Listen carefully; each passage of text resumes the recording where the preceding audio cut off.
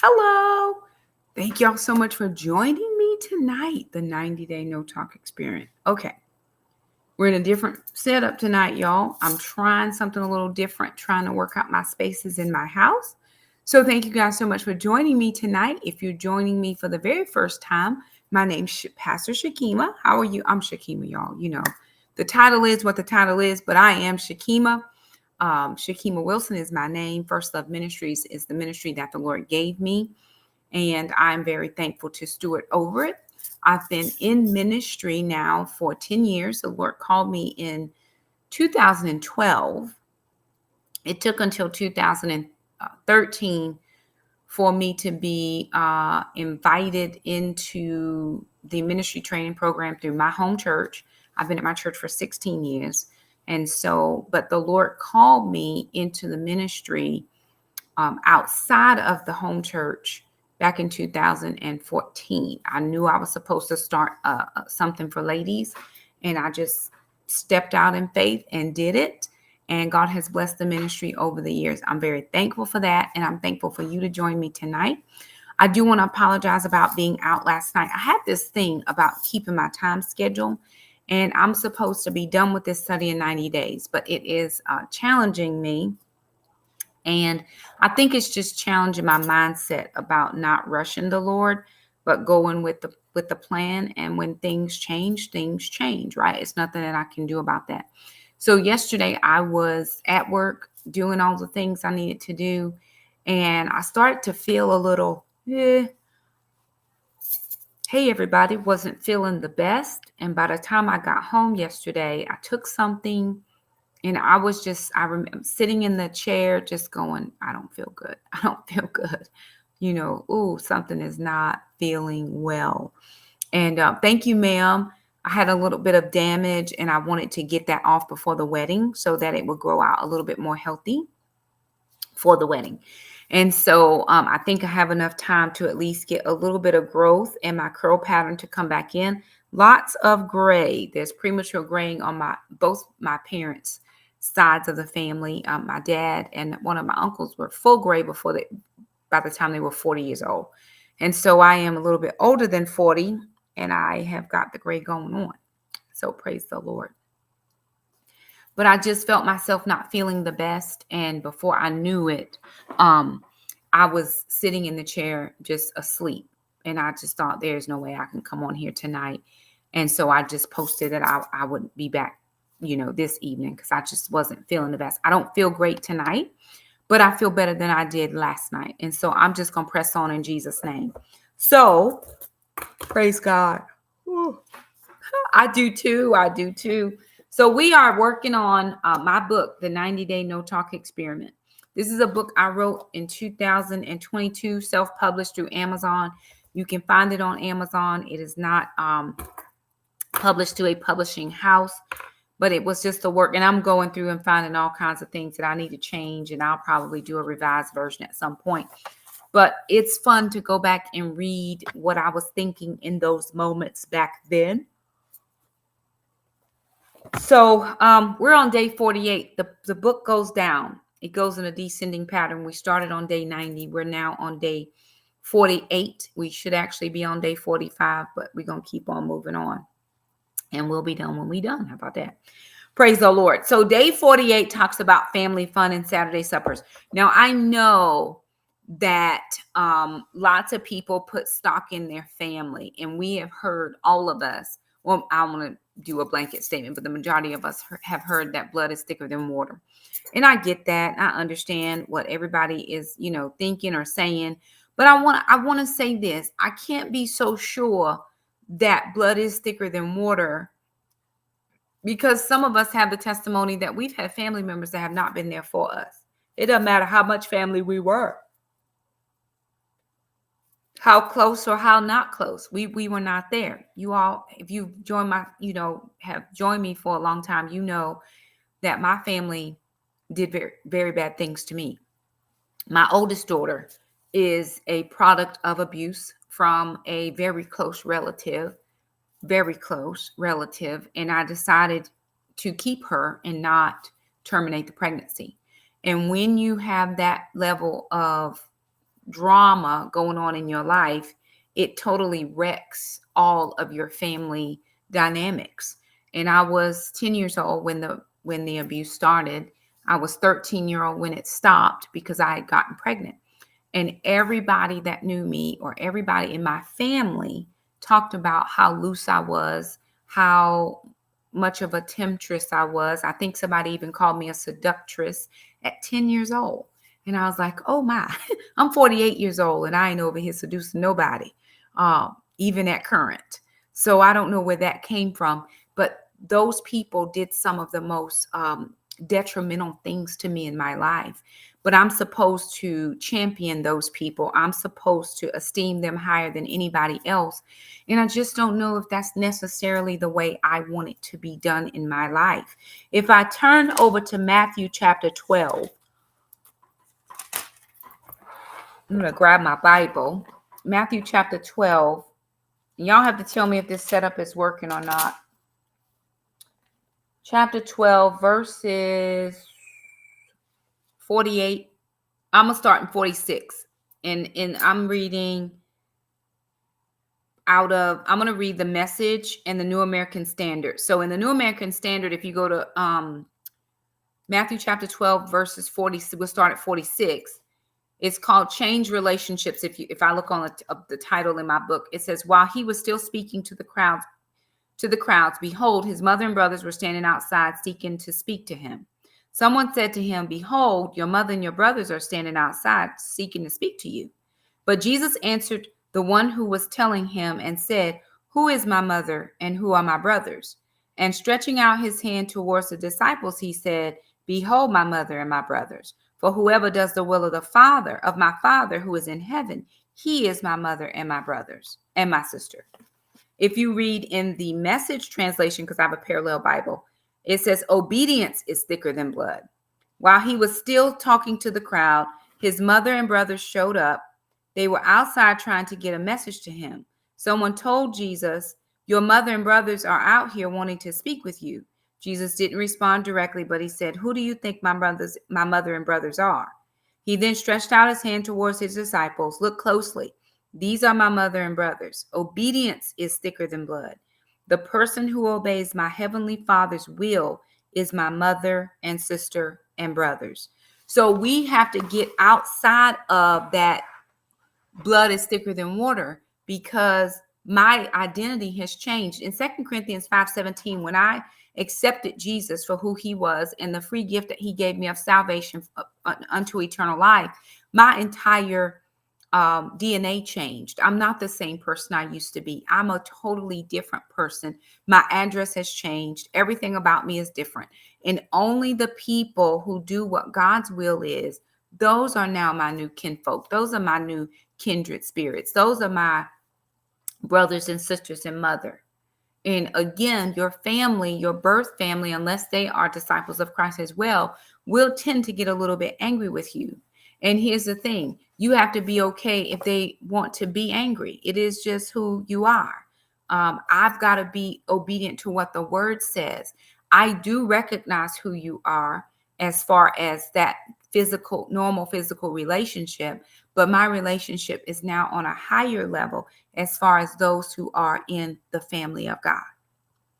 So day 48 is called Family Fun and Saturday Suppers. Okay, so if you've been joining me, I broke a button, y'all. One of my buttons fell off, and that's going to bother me till I sew it back on.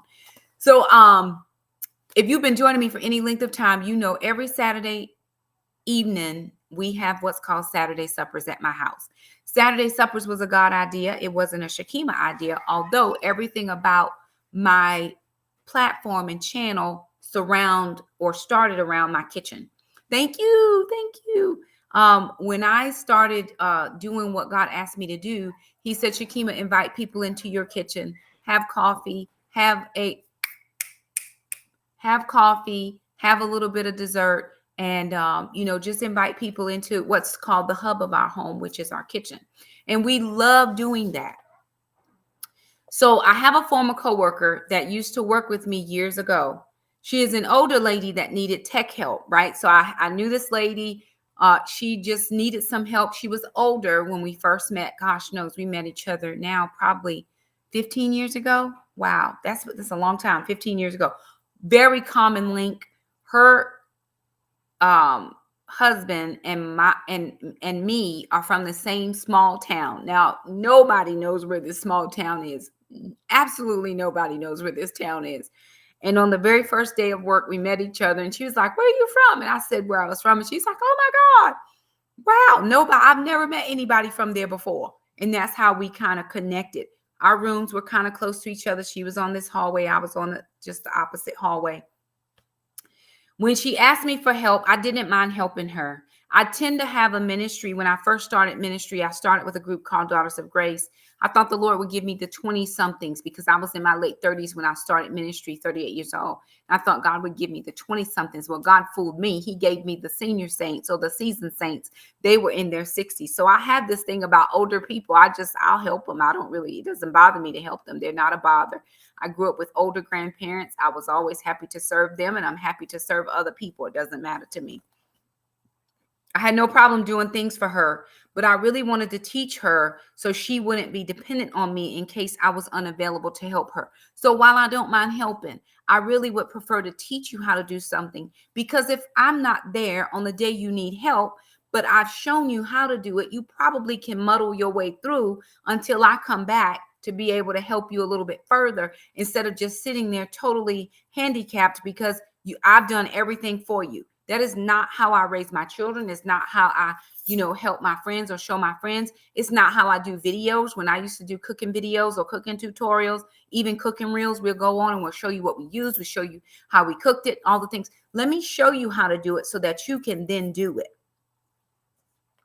Give a man a fish, he eats today. Teach a man to fish, he will eat every day. So I'm all about, let me show you how you're going to eat every day, because I'm here for meals.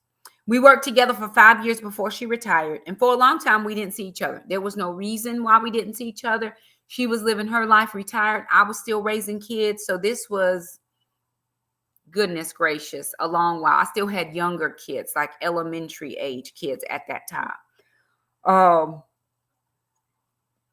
One day, the Lord told me to call her and invite her to dinner. He said, invite her to eat with our family once a week. Now, here's the thing, right? When you normally invite people over to your house, y'all probably having some type of event. It's a birthday party. Maybe it's a Saturday celebration. It could be the Super Bowl. You're just inviting people over one time. Okay, I'm inviting you for one time. The Lord told me to invite her over once a week. He didn't say one time ever. He said once a week. Once a week. That was a commitment I had to make. John 10:27 in the King James Version says, my sheep hear my voice, and I know them, and they follow me. There was zero reason why I should have been thinking about that lady. We hadn't talked to each other in several years. Again, she was retired. I was still raising kids, trying to live my life, trying to figure life out. I had a lot going on. I was divorced by this time, and all the things were happening.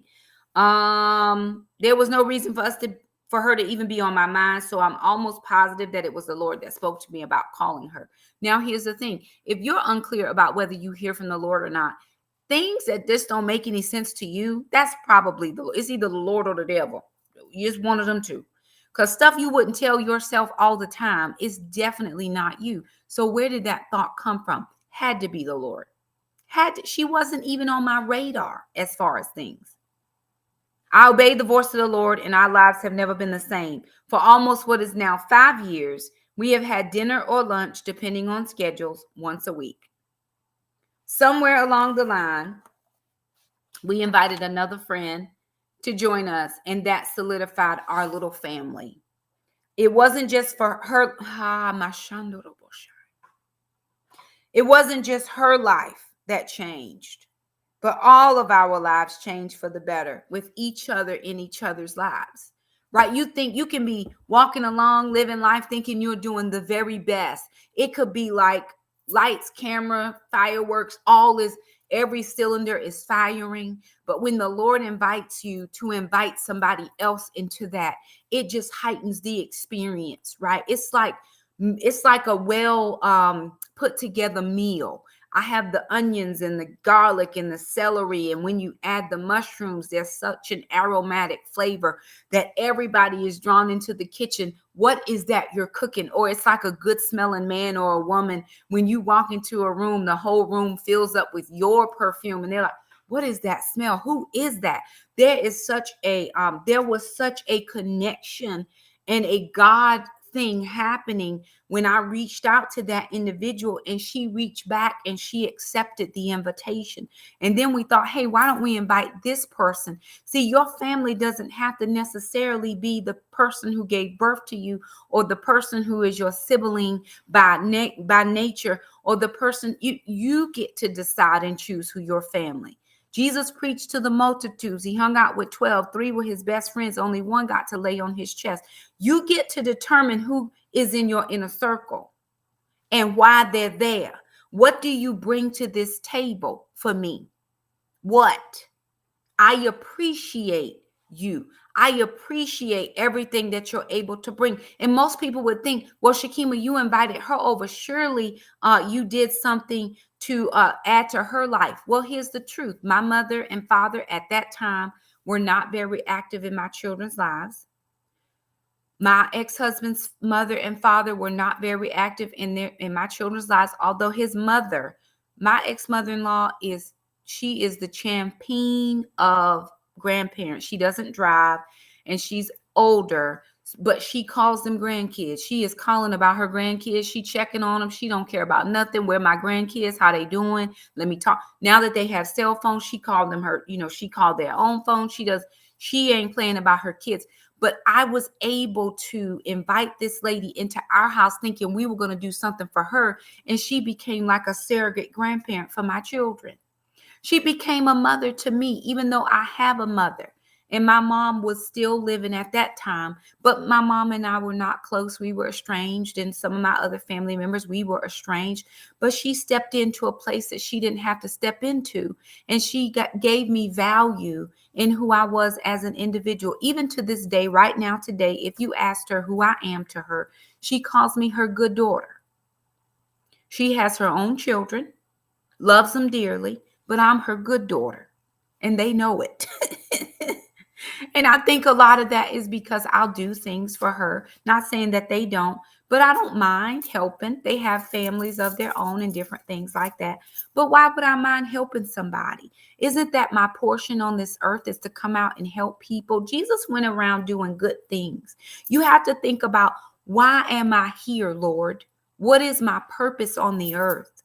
If your purpose on the earth is just to suck up air, if I was you, I would try to ask God to give me something else to do, because this air is polluted a little bit. So God, can you give me something else of value to do, just to take up space?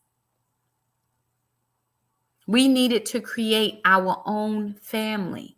With my sister, the lady that y'all hear me talk about quite often from church, she's my sister. She's my family, but she has her own siblings.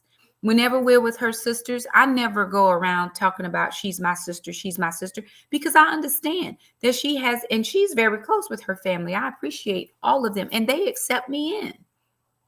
They really do. They have never treated me harmfully. They've never made it, well, she really my sister.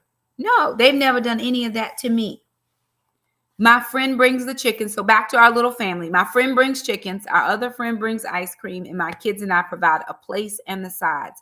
We provide the place. We provide the gathering space. We provide a harmonious atmosphere. When people come into my house, a lot of times they'll tell me, Shakima, it feels very peaceful in here. Or if you see the videos, they'll say, your house looks very peaceful. That's because we create and set an atmosphere of peace here. I cannot, will not, am not, and ain't going to be doing chaos and confusion in this space. I've lived in that quite often and far too long for me to do that any further with anybody else. When you walk into this space, I want you to know that God lives here, that you are welcome to be here as long as you need to be. We are happy to have you here. We didn't just invite you because we didn't have anything else to do. In fact, I have 50 things to do. However, because the Lord gave me a directive and he said, invite you in, I've done that. And he will redeem the time that I give you and spend with you. Do we even think about the people who need us? Or is it always about us needing somebody else? People need a place to go. Maybe their house is hell on earth. Maybe their house doesn't have any peace in it, and yours is the only house that they know that has peace. Why don't you invite people out of their chaos and into your calm?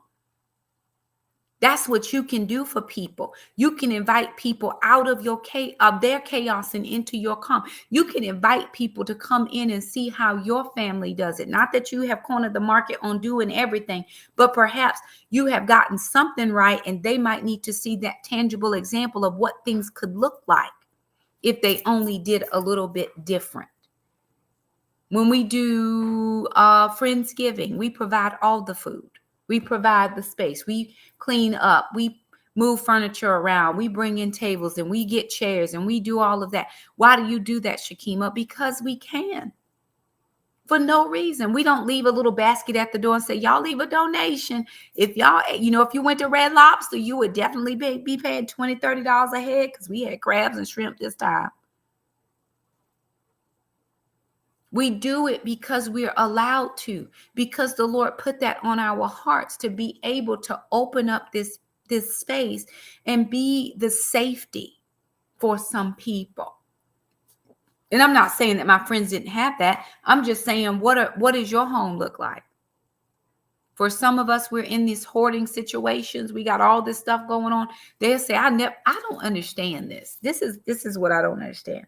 I have a lot of people. I think I posted something one time, and people say, I could never invite people into my house. I just don't want anybody into my house. It was a reel, I think, on Instagram, two holidays ago. I don't invite people into my space. Well, why not? Is your space so sacred you can't have anybody in it? Jesus invites us into his space all the time. If we're trying to emulate Jesus and show people the true love of the Father, why don't we invite people? Is your house not clean? Clean it. Or if all you can get clean is the front areas where people will be, clean that part. Throw everything in the bedroom and close the door. We're not going in that section. We just want to be out here in the open spaces and make sure a bathroom is clean. That's all we're saying. You could do that. You could provide that for people. You could be the stability in somebody's instability. So why don't we do those types of things? What in you is keeping you from reaching out to God's people, when truly that's all he wants us to do, is reach out the best way we know how. Some of you will never preach and teach a sermon in your life, but you can preach and teach the love of Jesus by opening up your home. Remember, I told you the story about Lisa Welchel. Lisa Welchel had a program called Mom Time. She didn't call it a program back then. She just called it a little get together for moms with little kids. She said, bring your kids over about 11:30 every Wednesday. And they would set pallets up on the floor, feed the little kids. The kids would be so full and so fat from eating their lunch, they would fall asleep on the floor. And then those women for an hour would sit and commiserate about life, or pray for each other, or help each other fold laundry, or whatever the case may be. She just needed people to come in and help her, keep her out of those doldrums that you can get into when you are raising children and they're all little, 5 under 5. 3 under the age of 3. Child, you about losing all your good mind. You just need another adult for some adult conversation. Why don't you create the environment or the space where people can come into?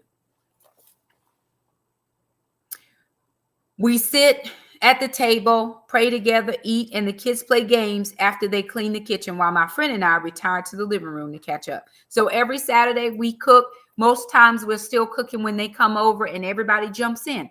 If you have not seen our Saturday supper reels, go on to any of our platforms and you can see Saturday suppers. I haven't posted one in a minute, but it's the same. I'm in the kitchen. The kids are in the kitchen. We have other people in the kitchen. Somebody's cutting and chopping. Somebody is washing a veggie, but somebody's putting stuff out on the table. We do it together as a family. We eat together. Jackson prays over the meal. Absolutely, they very much should. It starts at home, though. Some people have never had that happen at all. Some people have never been invited anywhere, ever. And that is unfortunate. And I will say this is the truth. Some people don't always invite me. So what I have learned how to do, instead of getting mad at the people who don't invite me to their little shindig, is I just create my own little shindigs. And I just invite people that I want to come. And I try to extend to everybody. I'll invite everybody. I don't care how many come. You just let me know that you're coming. And hey, We'll take care of the things. Now, don't tell me you come in and then change your mind, because remember, take into account that I've already gone out and spent my money to do the things that I need to do over here so that you feel welcome. So keep that in mind when people are inviting you into spaces and places, that they've sacrificed something for you to be able to come. My kids and I, if we have an event, we're up early Saturday morning. We want this house to shine. We want it to smell good. We want to make sure the bathrooms are clean. We do have pets. We want to make sure that there's no pet hair and dandruff and fluffy balls flying all around the house. So we go through here with a fine tooth comb, making sure everything is good. Some people don't go to homes with animals, and I get that. But we try to make sure that we clean. When you come over, we always put mama up, because mama doesn't like people unless you're her people. And so to keep everybody safe, we just keep her up. I've been in houses before. I'm not putting my dogs up. They live here. You don't. Cut your pearls, girls. Okay. But we try to be accommodating for people. If she will tolerate you, we'll leave her out. If she doesn't tolerate you, there's no need for you to be stressed out being here and her to be stressed out because you're here. But that isn't the best part. As I ride this bike, I was doing a workout when I was thinking about this. As I ride this bike, getting my workout in, the sounds of laughter overwhelm me. The sounds of happiness broadens my smile and touches my heart. It wasn't always like this. My home was not full of love. I didn't grow up hearing laughter and fun and banter and people eating meals together. We always sat down and ate at my grandmother's house, but it was quiet. We didn't talk about the things of the day. Did you know that if you sat down with your children, you don't even have to invite people into your house. You can do this with your kids. I was talking to a friend of mine not very long ago, and I said, do you sit down with your family to eat? And they were like, well, no, not really. Well, why not do it once a week? You can do it once a week. Sit down with your family. Family style. Everybody sits. We put the food in the middle of the table. Get you a little lazy Susan and spin it around. That right there causes all kinds of commotion, especially if you have little kids. They want to spin the little wheel. But we pass the plate. We pass the dishes. And we sit and we chat and we talk about all the things. We talk about things of the Lord. We talk about life stuff. We talk about school. We laugh about funny TV shows. It's just a way to get together and connect. We're the church and we never fellowship. In the book of Acts, in chapter 2, I believe, it might have been chapter 12. I can't remember. I wrote it down the other night. But they sat and broke bread every day. Every single day they invited somebody into our homes, and we never invite anybody. You don't even invite the family that lives there to sit down and sup and fellowship. We're so busy running and doing all the things, and I am the queen of busy. But one day a week on Saturdays, we sit down, we cut the busy out, we sit down and we eat. And then my kids, who are very gracious to us, they clean up the kitchen and they allow us to have a few minutes to just sit and converse. That's it. That's all we do. And we built family and we built community. Even somebody was talking about the church needing to learn how to serve. Do you know there are many, many people who have never been invited to somebody else's house in their church? They are not even friends, and we go to church together. What is stopping you from reaching out to somebody? What is stopping you? I like that. Sherry said we had dinner picnics in the living room. Everyone told of their day. Very good. Even if you don't eat a meal, do Friday night movie night, but make it an experience. Y'all working together in the kitchen, because as soon as the movie come on, there's no talking. We got to watch the movie, but make it an experience before the movie. It's getting ready to be summertime. Go outside and do stuff together. Get a pool, little kiddie pool and bubbles and all the things, and just have a little outside activity thing. Have an outside movie night. Get you a little projector. You get the projectors are this small these days. Put it on the side of your house. Get a little sheet. Put it up on the side of your house and just watch a movie. Invite your neighbors over. My neighbor across the street, his name is Vern. Him and his wife, Beth, are very nice people. They ask me stuff all the time. I call them stuff all the time. We just do stuff like that. They were giving away a pool. This is just, tonight is about community. It's about family fun. It's about community. They were giving away a pool, an 18 by 42 feet, 42 and a half feet above ground pool. Now, Vern knows I know people. So he texted me. He said, he called me. He said, hey, Miss Shakima, I was just wondering, Because him and his wife, they don't have little kids anymore. It's not something that they really need. They bought it and enjoyed it for a good minute, but they don't need it anymore. He said, I just want to know if you knew anybody that wanted a pool. Me and my wife don't really use it much, and we wanted to, they don't have small kids. Their children have grown up and moved on, and we just wanted to see if you knew anybody. So I reached out to a couple people, didn't get any bites. Of course, we had that loss in our church community, so people's minds were really on that. Didn't have anybody. And I was like, Lord, I really don't want to disappoint them by not saying, by saying, hey, I couldn't find anybody. What am I going to do? And the Lord put a person on my mind. Text her, hey, girl, got this, blah, blah, blah, got this pool. Wasn't sure. She was like, how much? This doesn't cost you nothing but a pickup. Just come and pick it up. It's yours. Needs a little cleaning. I know her husband's very handy-mandy over there. He can do all the things. She was like, get out, girl, stop. I got all these kids around here this summer. My kids are going to freak. They're going to love it. It's about building community. You don't have to invite people into your house. On the side of my house, we have a fence. You can open up the fence. People can come in through the side fence. And right there in the backyard, we can have a barbecue. You never have to invite a person into your space, into sanctum of your home, if it's just so precious you don't want people in. But does that mean you can't invite somebody to come and sit out on your porch? My friend who I was talking about, when we had the pandemic, because she was older, we didn't want her to get sick. So we tried to kind of stay away from her. So what she said was, hey, what about sitting on the front porch? Do you think that would be she was kind of didn't want to ask me that. That's perfectly fine. And we sat out on the porch and had our dinner. She didn't come over as early or help with the cooking or anything, but the kids and I did all that. And we would sit out on the front porch. I've had some front porch furniture out there now. What is it for? To make your front porch look nice or to invite people in? Jesus always invited people in. He invited everybody who wanted to be a part, and people crowded around him. Are people crowding around you? Do they really want to be with you? And I've invited plenty of people that have turned me down to go out with other people.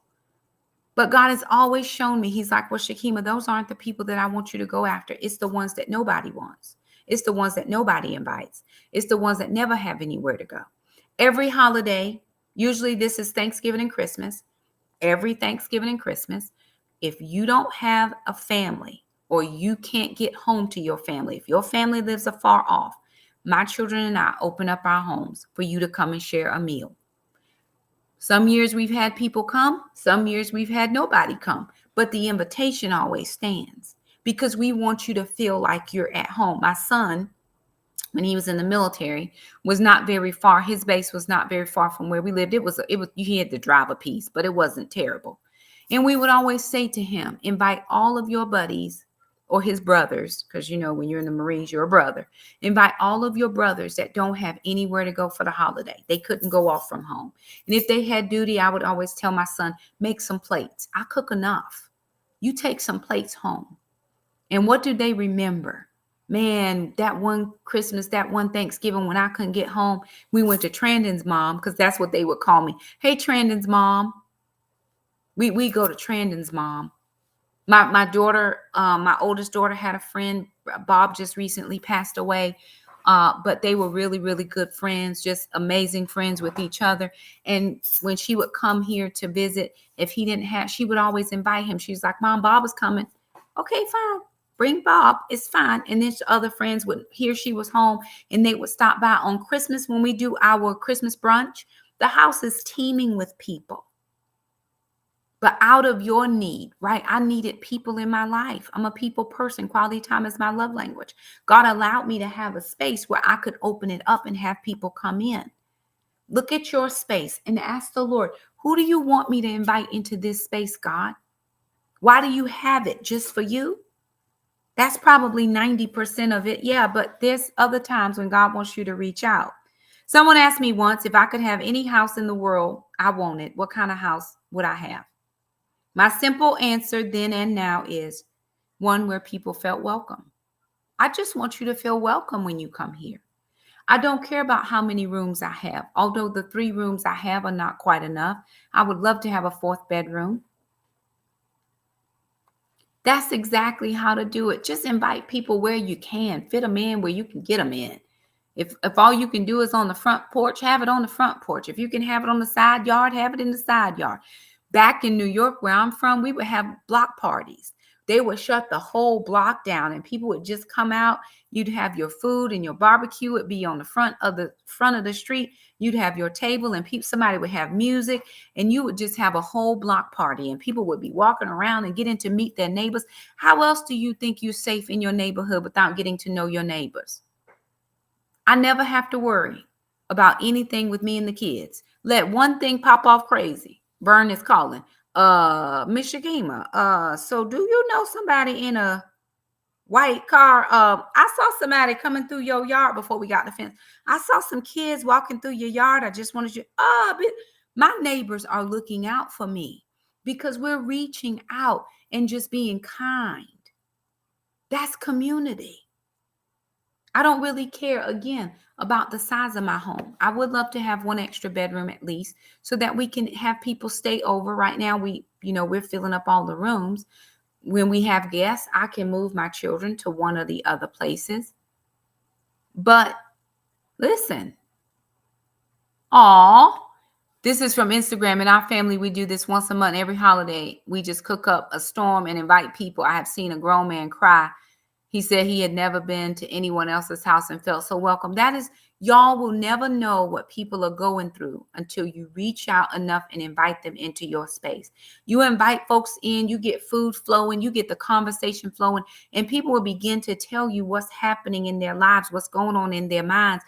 And then before you know it, the Lord has given you an assignment towards those persons, or he knows that you know somebody that can help them. It's not always that you're the person reaching out or opening up your purse or whatever the case is.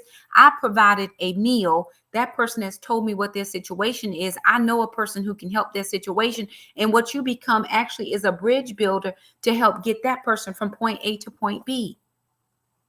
That is what the Lord is wanting for us to do. He went around doing good things. And some of us are so upset that we never gonna teach and preach nothing. Why don't you just live it? We live this experience. I live the word. I live fellowship. I always want you to come. And I keep inviting people even when they can't come. Usually on a Sunday, I'll say, hey, what y'all doing? Y'all want to come over? We don't have nothing prepared. But listen, we got some ham. It's sandwich day at our house. What y'all want me to bring? We don't want you to bring nothing but yourself. Come on over. Y'all ready for it? Y'all come anytime you want. Knock on the door. The door is open. We don't even keep the door locked. We just keep the door open. Just come on in. We got bread, we got meat, we got cheese. We put it on a nice little pretty tray. And people think you have been in here slaving over it. But what I want you to know is I was concerned enough and loved you enough to just reach out to you. Y'all, here's the thing. Social media makes it so, and I'm a victim too, where you seeing everybody doing all these great things. They preaching. All we see is sound bites and sound clips. You better know within your heart of hearts that the Lord has called you to serve your community. That he has called you to serve your people. Listen, remember when Abraham and all the children of Israel got circumcised? Abraham had just gotten circumcised. He just got circumcised like 2 days. And all of a sudden, these 3 strangers show up. What did Abraham do? He called to the servants. He said, go and slaughter an animal. And we have people. We need to now be hospitality.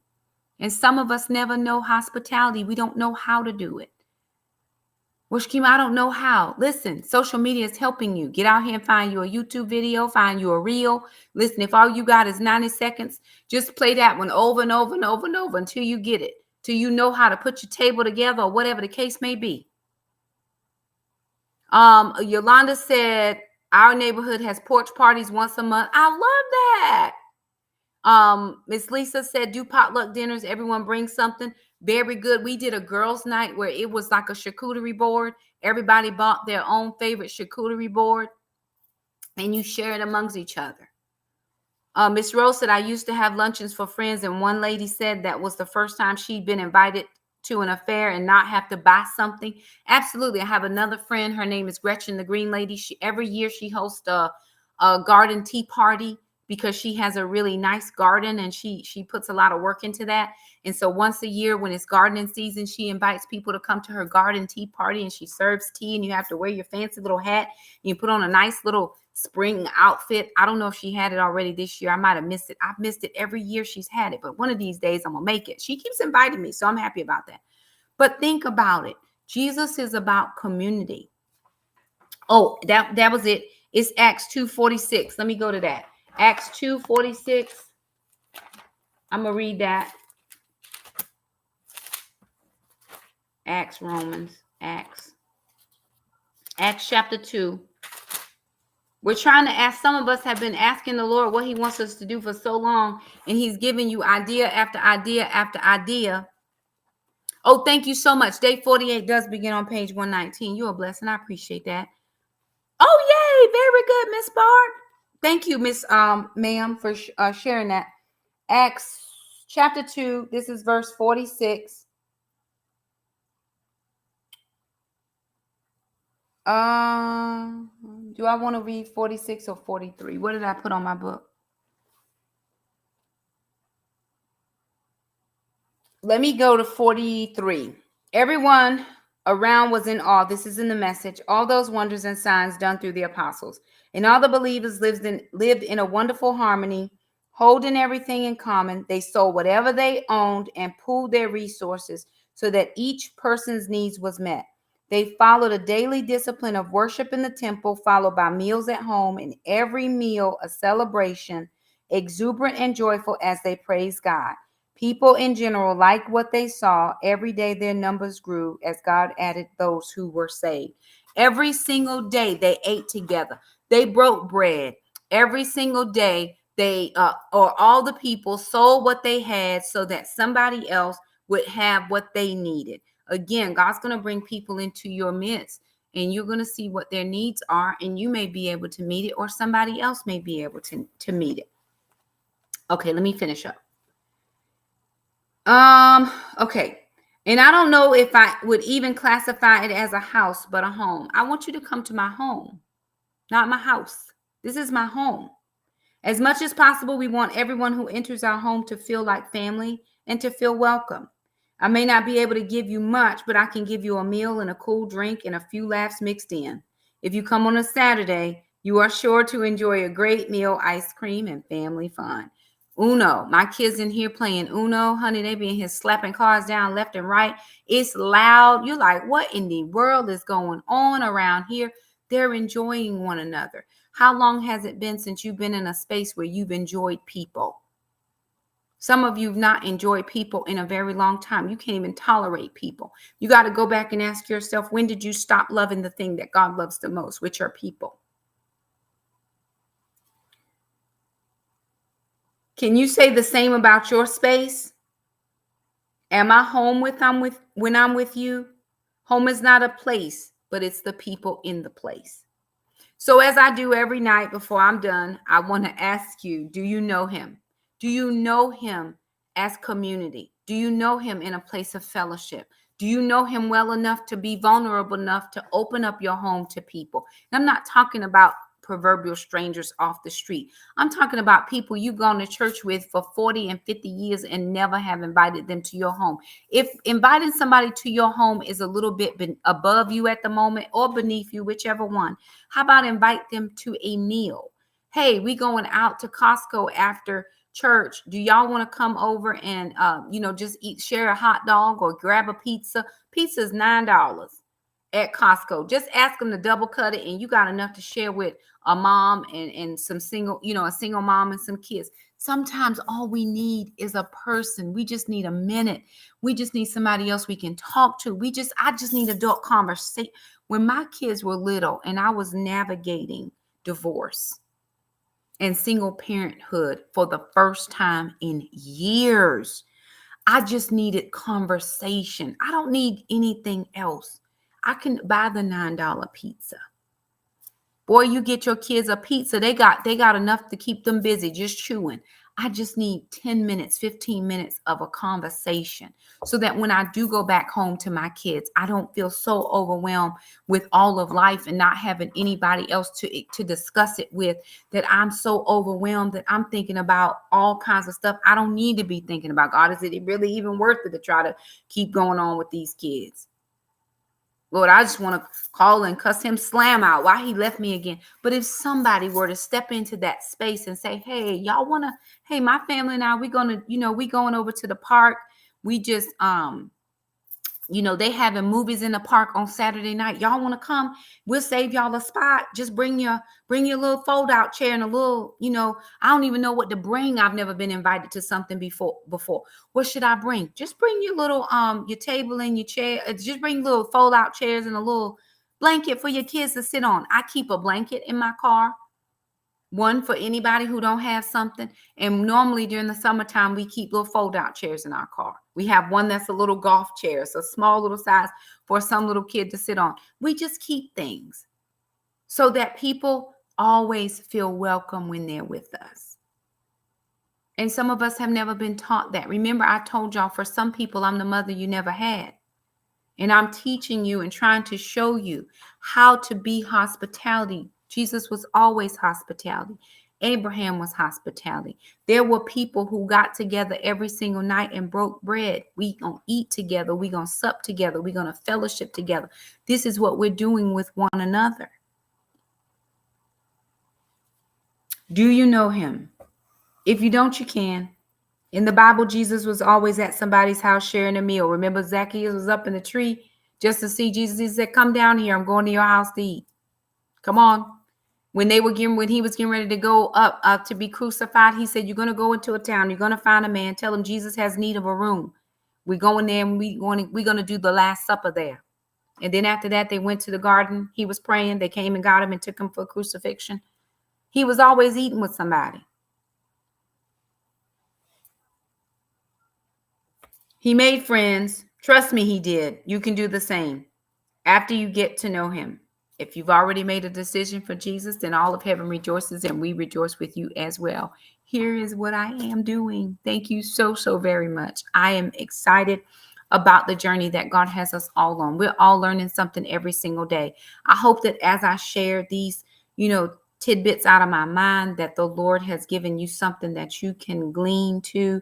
Purchase all the neighborhood kids a slush from the gas station. Oh, that's nice. Or if the little ice cream truck comes around, there's one kid or even a couple kids that don't have ice cream money. Just save up a few little dollars out your grocery money so that you can say, hey, or give it to your kids. Say, hey, I got something for you. What you want, right? Because sometimes they might not know how to take it from an adult, or people might think you're trying to do something crazy. Give it to your kids. Say, hey, I got you this time. We're going to get you a little ice cream or something. Just do things that make people feel good. Provide that hospitality. Anywho, I love you guys. Thank you so much. Tomorrow is day 47. I'm not like others.